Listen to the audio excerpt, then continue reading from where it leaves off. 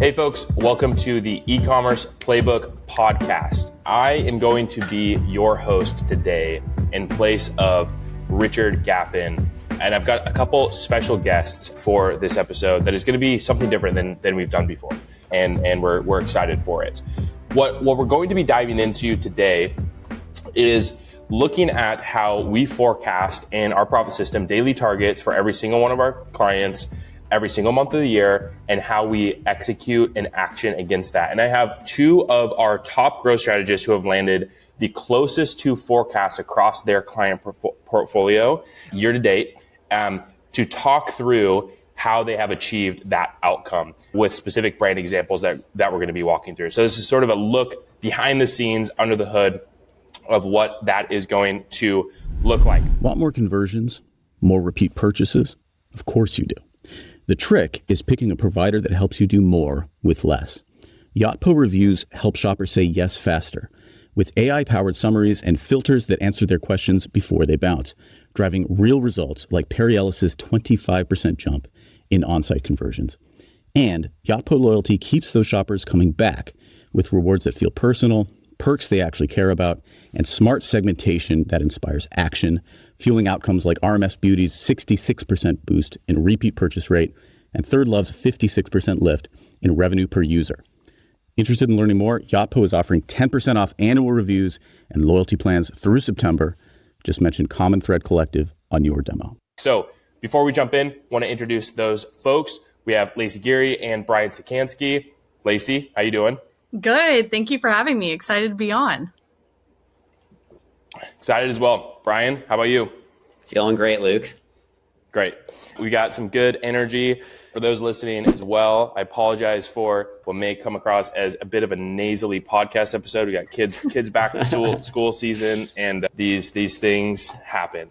So what we're going to do here is start out with a look aggregate across our client portfolio at forecast accuracy for the recent few months to sort of frame up the conversation. So if you are watching this in some visual format, you'll see some visual guides pulled up. If not, we're going to talk through them audibly. And the first thing we have up here is August forecast accuracy report across our core client portfolio, where we can see revenue actual versus target, spend actual versus target, contribution margin actual versus target for every single one of these clients. And in August, we landed across our portfolio at minus 6% to revenue, minus 1.34% to spend against target, and plus 1.01% to contribution margin. We'll toggle back a couple more months. In July, we landed plus 1.7% to revenue, minus 5.93% to spend, and plus 12% to contribution margin. And then June, as another example, plus 0.14% to revenue, plus 0.66% to spend, and plus 4.69% to contribution margin. This is the core outcome that we're focused on in the profit system that we build out as the initial touch point with the brands that we work with. And then the ongoing execution is clarity against the business outcome and then accuracy against those forecast targets.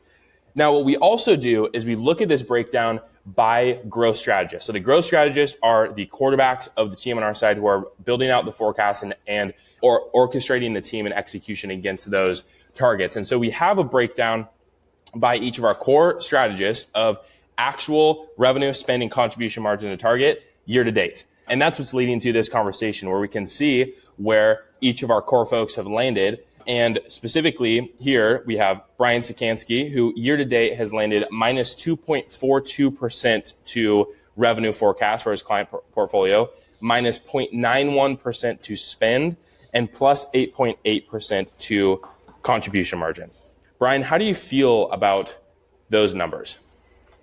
These are exactly what we aim for. I mean, if we can achieve more profitability against our target, on track to sales goals, and spending the exact amount of money that we have, this is a great outcome. I would say in some cases, spending more would have taken it to the next level, but overall really pumped with how we're progressing so far for the year.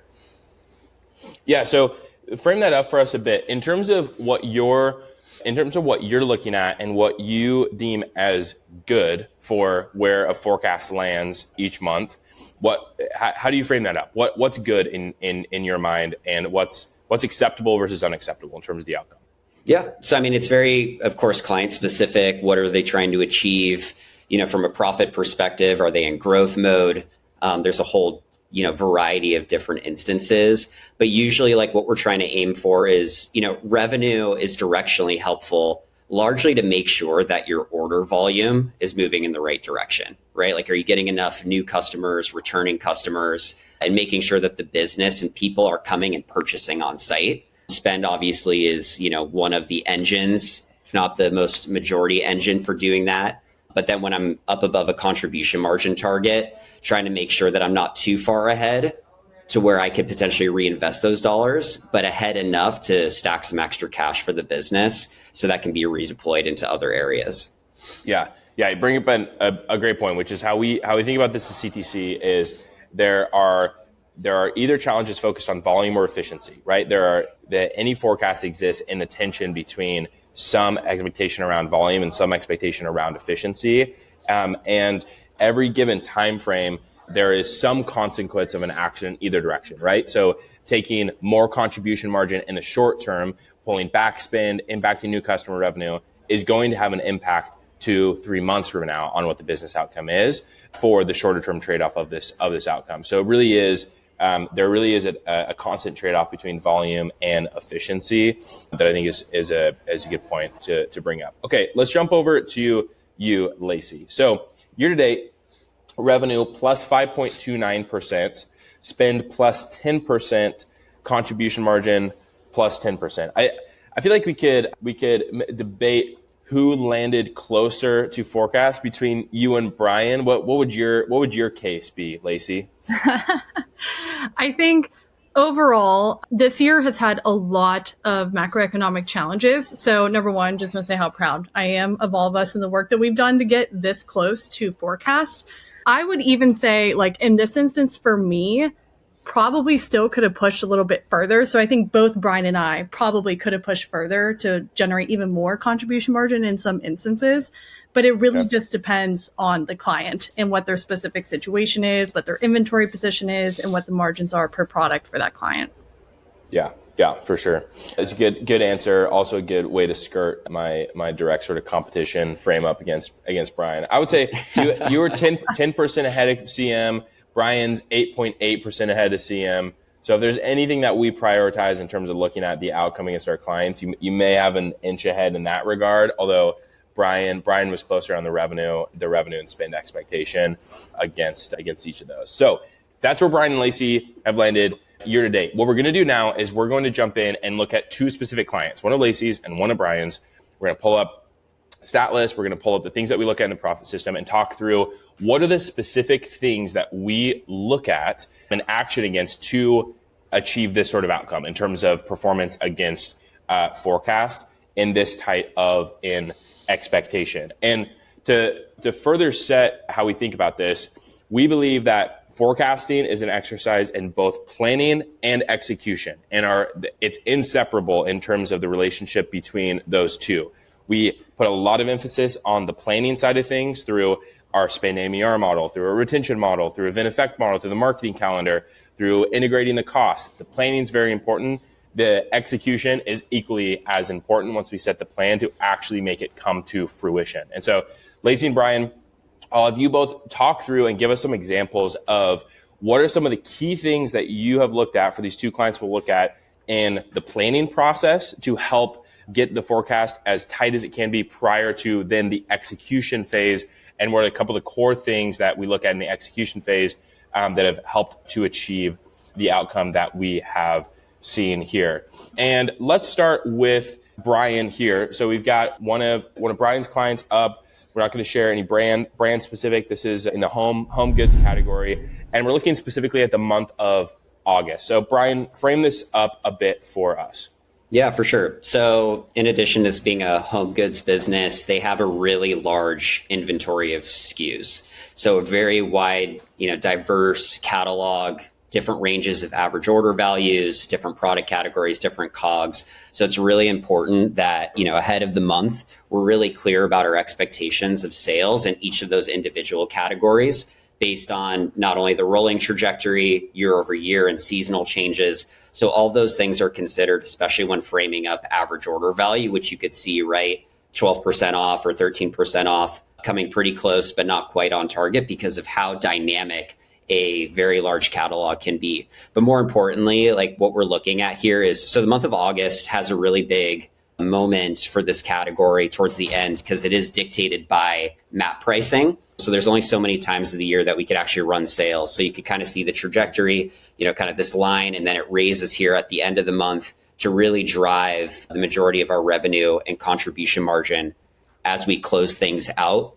The week over week is pretty different. We have most of our sales coming in during the weekdays, pulling back on the weekends, which is just a classic day of the week effect for this particular brand. So being cognizant of what are the days as well as the times of the month where we're going to drive revenue, contribution margin, be able to spend into those efficiencies was really key in terms of framing this up. And as I'd mentioned, like the end of the month was a really key moment for us, Labor Day being one of the 5-ish or so big sale moments for this particular category, which allowed for us to overachieve on our contribution margin target as we closed up the month of August. Great.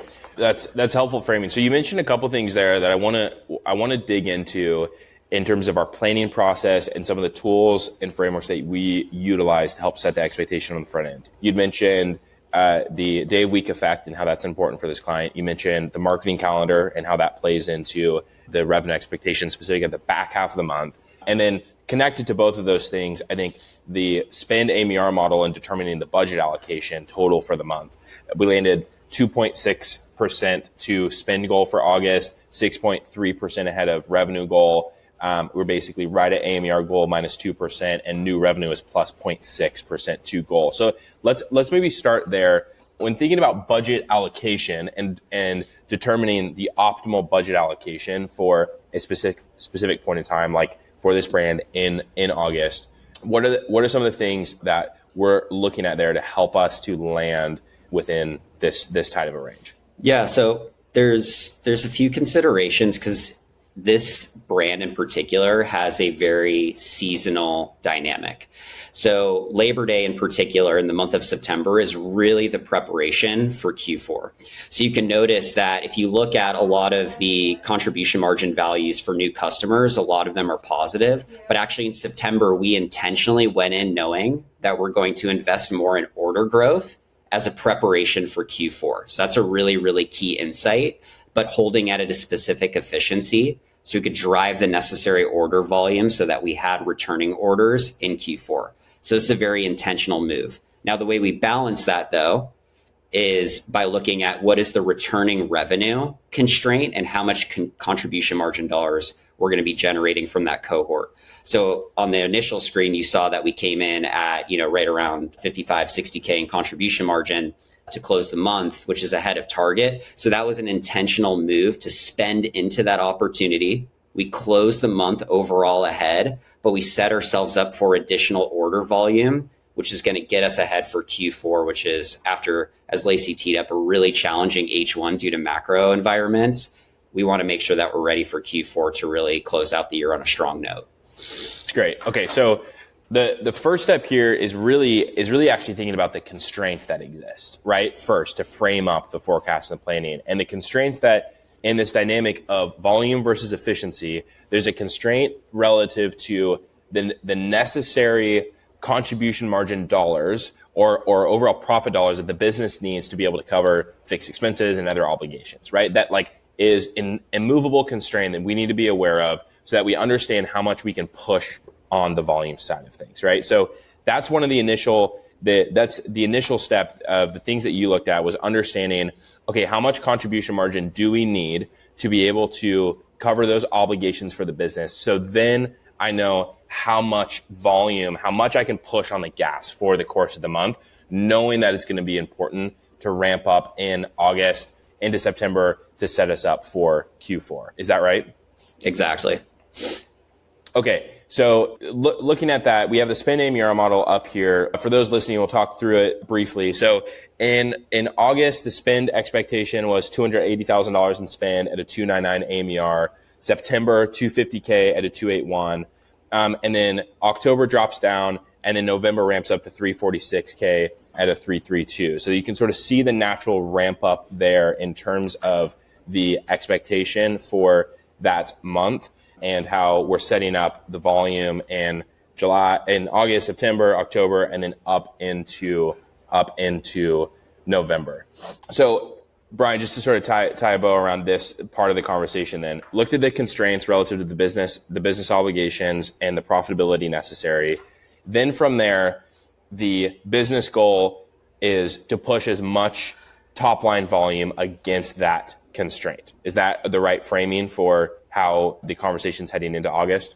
Yeah, and one thing I would add to just kind of top off the top line piece of it is it's really the order volume, right? Getting more people in the customer file. Yep. So it's not really driven by average order value per se. It's mainly driven by making sure we have new customers in the business so that we have a more dialed email SMS program, our pixels are more warmed up, et cetera, so that we can really knock it out of the park in Q4. Great. Okay, so looking at the constraints around profitability expectations, looking at, and then helping that being the determining factor for how much volume we can push over the course of the month. And then the other piece that you had identified was day of week effect. Talk to us a bit more. I'm going to pull up here on StatList and we'll talk through it for those listening. Day of week effect and how we look at that across our portfolio. So set this up. How do you look at day of week effect? How do you use it to help us to land on daily target expectations to be as accurate as possible? Well, the nice thing is that StatList does a lot of the calculus for us. So this is a really big aid in terms of like speeding up the process and getting really precise around what is the percentages here, like the 29.07 for Monday, 19.53, et cetera. But what we do observe, and if you look back historically, is that even if we do run ad spend over the weekend, Saturday, Sunday, this customer just does not shop at the same volume over the weekend as they do during the week. So over time and very quickly, what we identified is that, hey, we're actually generating negative contribution margin or lower efficiency spend over the weekend. So it's more advantageous for us to pull back before the weekend is and then push up leading into the week to make sure that we just maximize our outcome and stay on target for the month. Yes. Yeah. And the day of week effect for this brand is quite dramatic as well. We see this for every brand. You have a natural sort of daily revenue behavior that you can expect in terms of how much volume you can push on specific days, things that are impacted based on your category, your consumer behavior, your marketing calendar when you send out emails and SMSs. But we consolidate all that into what we call the day of week effect, which is identifying relative to the average, so relative to what the average or the mean of the daily revenue is going to look like. What are the days that are above the average and what are the days below the average? So as Brian mentioned, for this brand, the strongest day of the week is Monday, which on Monday, we can expect 29% more volume at our efficiency target than the average day. So 29% higher than the mean. The worst day of the week for this brand is Sunday. Saturday and Sunday are really close, minus 48% and minus 49%. So again, against the average daily revenue, Saturday and Sunday are going to be 49% less, and Monday is going to be 29% higher, then Tuesday is going to be 19% higher. This is a wild swing, right? Because it's really the difference in the delta of those two numbers, which is Monday 29% higher, Sunday 49% lower. You have a 70 to 80% swing in terms of the volume that you can expect to drive within either one of those days at the same efficiency target, which is a substantial difference in the business outcome. So let's use that to pivot for a couple minutes here, and then we're going to jump over to Lacie. Let's pivot to talking about the execution against the plan, which is equally as important as all these considerations we talked about in building the plan. We identified the constraints around the profitability, how much volume we can push on spend and new customer revenue, the day of week effect and helping to plan out the peak moments. We talked about the marketing calendar as well. So we have this plan. We have a really good plan. We've considered a lot of things. but now we have to go and make the plan a reality. You have to execute against it to make it happen. What are some of the core things that led to the execution leading to this outcome? Yeah. So I think one of the most blaring things when I look at a retrospective for this month is you follow the progression, the first 3 weeks of the month, and then it really picks up for Labor Day. But actually the plan drops off for that Saturday, Sunday, which follows the day of the week effect. Yeah. So when we did the same sale moment last year, Saturday, Sunday actually were not as productive. This year, when it came to execution, what we found very quickly is things took off on that Saturday, Sunday. So we were able to actually lean in, spend more against our plan, generate more revenue and contribution margin dollars as a result of it. So going back to what you said, Luke, about expectation versus execution, we expected, based on year-over-year trajectory, historical numbers, et cetera, that we would actually plan very similarly to how we normally operate, that we'd pull back ad spend, and that we actually found in the moment that we need to push here. And that's what we did, and actually led to a better outcome. So tactically, we had to stay flexible, knowing that it was a really key promo moment for the brand, and it actually worked to our benefit and tied up the month really nicely. And allowed for us, since Labor Day fell, day 1 or 2 of the following month, allowed for us to actually keep up that ad spend to go straight into September on a strong note as well. So that's a key thing. One other thing that I'll call out to Luke, if you want to just scroll down, is you'll see very quickly, right? So we started the month with a plan to spend much closer to $20K in YouTube spend. But that expectation very quickly proved, and you could see very obviously, that the returns weren't there. And this happens from time to time, right? We come in with an expectation that a channel is going to perform much, much stronger, but it turned out that we actually needed to pivot very quickly. So we reallocated the spend into Google, which after delayed attribution is actually going to land much closer to that iROAS target, since it needs the 30-day window to close up. And we were able to push more into Facebook and Pinterest, which were both ahead of their iROAS target. So in terms of expectation versus our execution, these were some key pivots that we had to make mid-month after data started coming in, and it led to a really good outcome to close out the month for this brand. That's great. So we were looking at, one, we had daily targets. So going back to the first point around where we were able to push more on Saturday and Sunday for the launch than expected, help build that momentum. We had daily targets for total revenue, total ad spend, total contribution margin that we had set. What were these signals based on the plan that enabled you and the team to then go execute against driving more volume? What were the initial signals that you saw and identified as, yes, this is an indication that we should push more than we had originally planned to increase the business outcome? Yeah, there's a few of them. One of which is acquisition aMER. Another one is the ROAS of the channels. We also had a healthy amount of returning order volume hitting as well. And so when you start to unpack all the things that are progressing during that time frame, it's just really key to look at all of these things simultaneously to say that, hey, we're on a good track here. Let's keep pushing, especially since we had buffer to allow us to do that. And like I said before, this is a really key moment for us when it comes to acquiring order volume ahead of Q4. So the more we can do that, as long as we stay ahead of our contribution margin target, that gives us room to push accordingly. Yeah, that's great. And so I pulled up the Sunday and Monday here, which were a couple of those, I think, initial days, right, that we were looking at, where the returning revenue for those 2 days was 41% ahead of forecast. So substantial beat on the returning revenue for those couple of days, which brought in more contribution margin, because that's the most profitable customer cohort we have, right? So more contribution margin, which then allows us to be confident in being able to push more ad spend volume, sort of what we talked about in the planning. Our aMER was very close to target as well. And so we were able to push more ad spend during that period, which makes total sense. And then to the second point you brought up, looking at the efficiency of each of the channels, reallocating budget. We had an initial plan and budget allocation and ROAS target set based on incrementality. So iROAS targets for each channel. And we were able to see which are underperforming and which are under and overperforming for each channel, reallocate the media dollars in real time to make more of the initial budget that we had set as well. It's great. Okay, planning, execution, so much more we can talk about here. Brian, anything else worth noting relative to this August forecast before we switch gears to Lacie?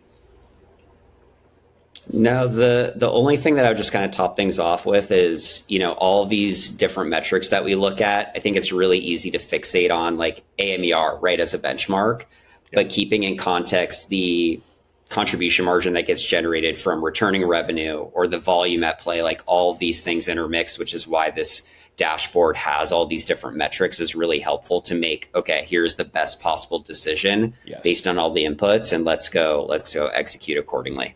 Yes. Yeah. That is a great point, which is why contribution margin is at the top of the dashboard here. And it's the biggest metric that exists in this hierarchy, is because that is contribution margin dollars, not the percentage, not the efficiency ratio, but the actual contribution margin dollars generated. Having clarity of the cost, clarity of the contribution margin outcome is the core signal that we are looking at to be able to make these decisions. Everything else ladders up to that in some priority order. But to your point, aMER is not the source of truth. Just to spend the budget allocation, that is not the source of truth. Contribution margin landing at or above the expectation is, and everything else exists as levers to pull in service of that outcome. So yeah, it's a great call out. Okay, Lacie, jumping over to you. So I think what we're going to look at is for one of your brands that's in the apparel category, a year-to-date look at their forecast against target and what that's looked like. So similar sort of structures, Brian. Let's talk about a few of the things in the planning process that have led to the outcome that we've seen, and a few of the things then in the execution against that to be able to enable the forecast. So give us a bit of context first on this client and where they have been at against their business expectation year-to-date. For sure. I think first things first, the context is important. So we have all of our modeling, which is great, but the modeling is based off of historicals. And this brand came to us, it was like late spring 2024. And whenever they came in, they were spending unprofitably. They had a lot of inefficiency in their paid media. So we knew to a certain degree that we were going to come in and completely change their spending power. The model was going to completely change as we started working with them. So by the end of last year, that happened. We introduced a lot of creator content into the fold. It was a game changer for meta acquisition and scalability. So all of a sudden, whenever it came to planning this year, we had to factor in how far ahead of the model did we pace with all of these changes in spending power, and then apply that to this year in order to understand, like, where do we think this brand can go? So that's the high level context here, because we wanted to create a couple scenarios, which that's the great thing about stat lists. You can create your baseline growth scenario, and then you can create a stretch scenario. So this is their stretch high scenario, and we are 0.1% above year to date, which is really awesome. We're almost 6% ahead of contribution margin because we've actually been able to scale more and improve their spending power even more. So that's some high level background. And that's great. Yeah. That's great. Want more conversions? More repeat purchases? Of course you do. The trick is picking a provider that helps you do more with less. Yotpo reviews help shoppers say yes faster, with AI-powered summaries and filters that answer their questions before they bounce, driving real results like Perry Ellis's 25% jump in on-site conversions. And Yotpo loyalty keeps those shoppers coming back with rewards that feel personal, perks they actually care about, and smart segmentation that inspires action, fueling outcomes like RMS Beauty's 66% boost in repeat purchase rate and Third Love's 56% lift in revenue per user. Interested in learning more? Yotpo is offering 10% off annual reviews and loyalty plans through September.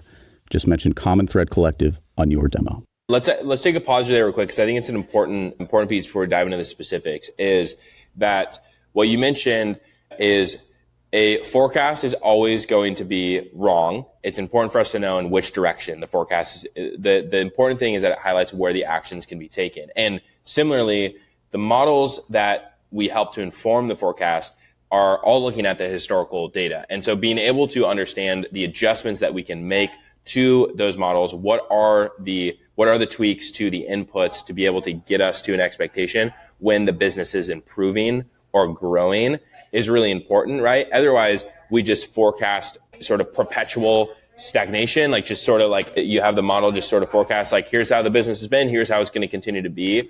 where that's not the goal at all, right? The goal is how do we continue to improve the business outcome, and then how do we have an approach that allows us to do that. And in this case, I'm like tempted to refresh here and see if anything happens. 0.1% ahead of forecast is a pretty tight outcome. So Lacie, talk to us about some of the things in the planning process over the course of this year that have been important to be able to build a helpful and accurate plan and forecast for this brand. Yeah, for sure. So the first thing we did, and it might be helpful to go to the new model, the new customer model within the plan. Great. So we're toggling over there. It's toggling over a spending power model and stat list. Okay. Yep. The first thing that we wanted to start with here is just taking that percentage over model assumption and baking it in. So what you'll notice is all the way to the right, we have that percentage over model. For the first half of the year, it's like up significantly. And we were able to hit that and beat that. And the reason why it's up that high is because we didn't start with them till late spring. So we knew the impact of the model was going to be even double what we saw versus the impact of the model in the back half of the year. So that's why you'll see like the averages are like 30 or 25, whereas in like Q3-ish, Q4, it's only like 13, 17. It's because we had to adjust that on a month-by-month basis based off of where the model is pulling historicals. So that was super, super important. And then the other part here is you'll notice there are specific months like February, for example, where the model is up significantly. And that's where we had to bake in additional moments or things that are like newer into the calendar that maybe we didn't have in years past. So those were definitely like the starting places that we had to incorporate into this to get that baseline understanding of what's achievable. That's great. Okay, yeah. So the percentage over model is an interesting conversation. Which, to the previous point, our initial role with the customers that we work with is our goal is to give them clarity on what is most likely to happen. That is what we want to. That is the first conversation we want to have. Is in building out the models and the profit system. This is a scenario of what's most likely to happen based on the current business performance. Then there exists some gap between what's likely to happen and then what we all would like to happen for the business, right? And the bridge between those two things is strategy, is the thing that we're focused on. The percentage over model input that we have built into the spending power model helps us to understand if we are improving or degrading against the current business trajectory, right? So percentage over model is positive. That means we are producing a stronger business outcome than the historical performance of the business would warrant. If it's a negative percentage over model, then that is leading to a worse outcome than the current trajectory of the business. And so a way to identify like these changes we made to the media mix, are they leading to a positive percentage over model or negative? The changes to the marketing calendar, to the website and the product and the merchandising, right? Like how are these things contributing to the overall trajectory of the business relative to its current state? And so when we see percentage over model 30% higher, 26% higher, to your point, Lacie, what that's indicating is that the business is improving against what the historical performance of the business would warrant us to expect. And it helps us to quantify what that outcome would be. Now, you brought up another point, which I think is an interesting one. I want to dig into around the budget allocation and how we thought about that during some of these months. So Brian talked to us about how for that brand in August, the home goods brand that we looked at, the first step was identifying what is the minimum necessary sort of fixed cost obligation that we need to produce profit for, right? To then understand how hard we can push on the acquisition side of things in relation to that. In the spending power model, for those that are aware, we have sort of 3 out-of-the-box optimizations: max contribution margin, max lifetime contribution margin, and max revenue. Each of these are different layers of getting at a business objective. You want to maximize contribution margin in month 1 from your new customers. If you want to maximize revenue from new customers in month 1 at break-even contribution margin. But Lacie, you have a specific budget allocation set for each of these months. Talk to us about what are some of the constraints and goals that you considered in determining the optimal budget allocation against these business targets. Yes. So for this apparel brand, in years past, there has been some inventory difficulty where they have maybe overdone it on inventory and then contracted too far on inventory. So this year we took the swing, we invested in a larger amount of inventory, and this plan helps them get through that at the maximum contribution margin that they're looking for per item based on the product inventory forecast.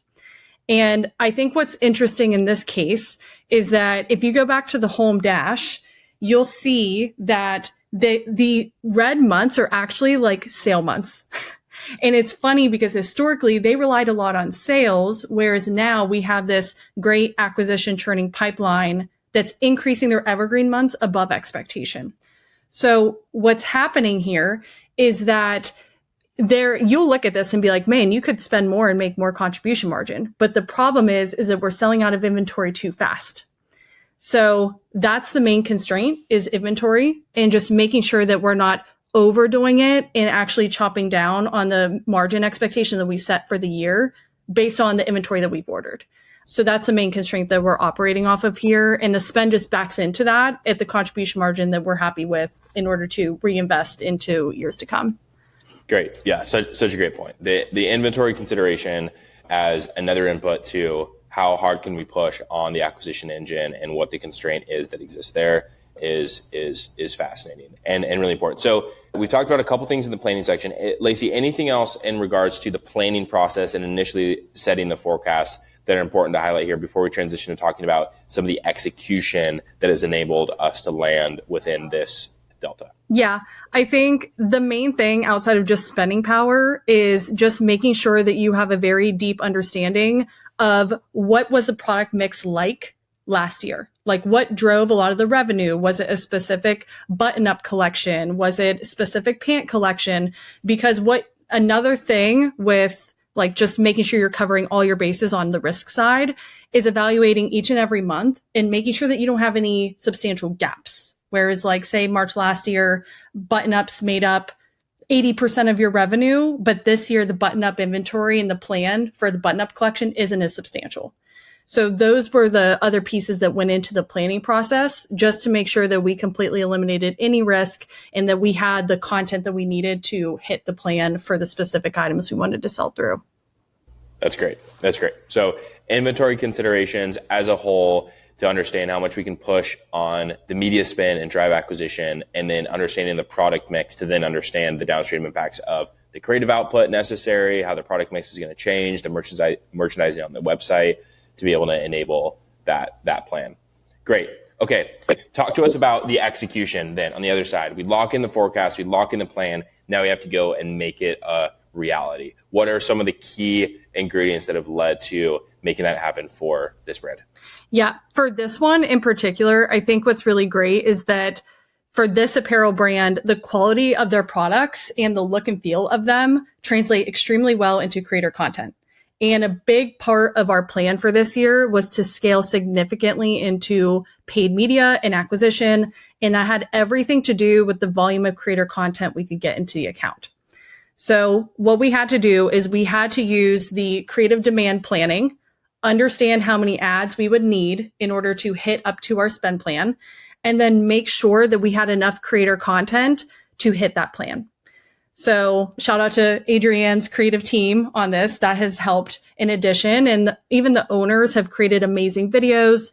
So that part of the execution was crucial in getting these evergreen days above target and getting us to that 0.1% overall for the plan. Yeah, that's great. And we don't have a visual up here, but what Lacie's referencing is the fourth of our models. So we have spending power model, retention model, event effect model, and the creative demand model. Creative demand model helps us understand, to Lacie's point, against the budget allocation for that specific time period in the year, what is the total creative output volume necessary to be able to hit those targets and to be able to quantify exactly how many creators do we need? Do we need 80 new ads or do we need 800 new ads? And by the way, we've seen both numbers pretty consistently, and every brand is somewhere in that range. And so I think what's sort of surfacing in the things that you're bringing up, Lacie, is one, understanding where the current business trajectory is at, and then understanding where we'd like to be against that as the first point in any of these conversations, right? Here's what's likely to happen. Here's where we'd like to be. Okay. Now there's a couple key constraints and considerations we have to have in knowing how much we can push against the what we'd like to happen scenario, the higher scenario, right?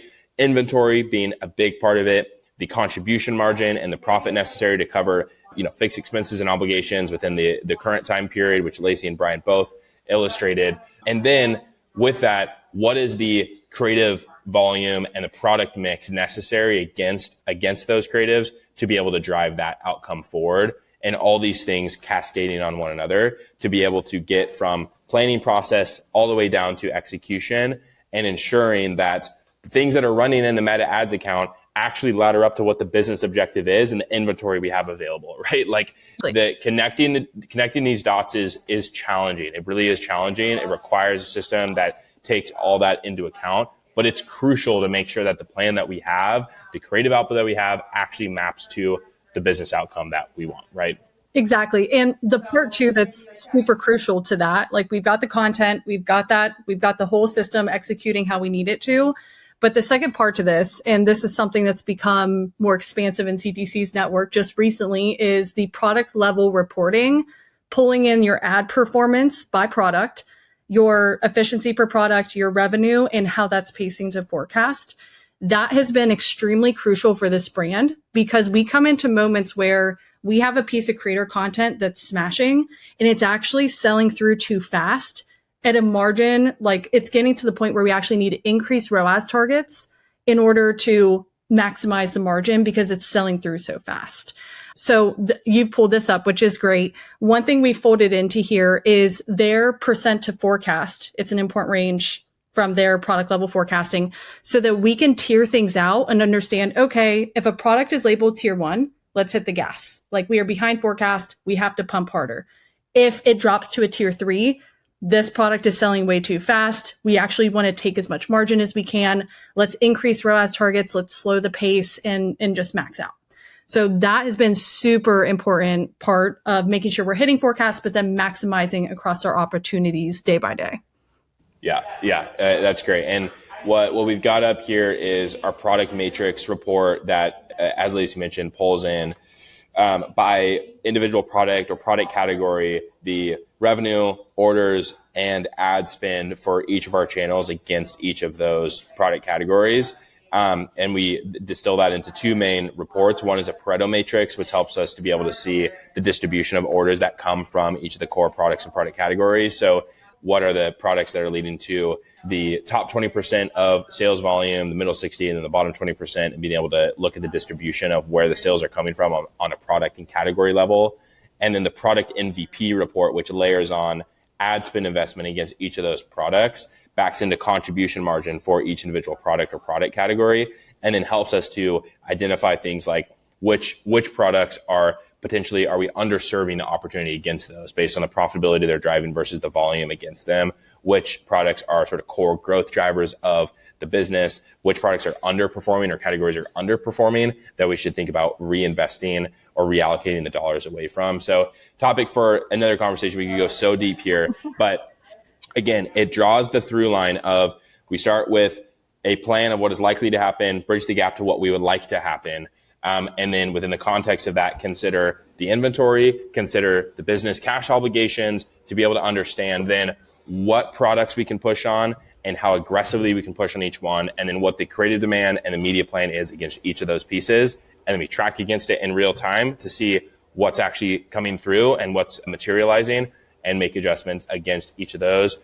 That then helps to inform the forecast for the coming month. And it's a virtuous cycle that allows us to land plus 0.1% to revenue forecast over the course of year to date. Still don't know how much I believe that number, but it's here. So, oh, come on. Lacey's got it. Lacey's got it.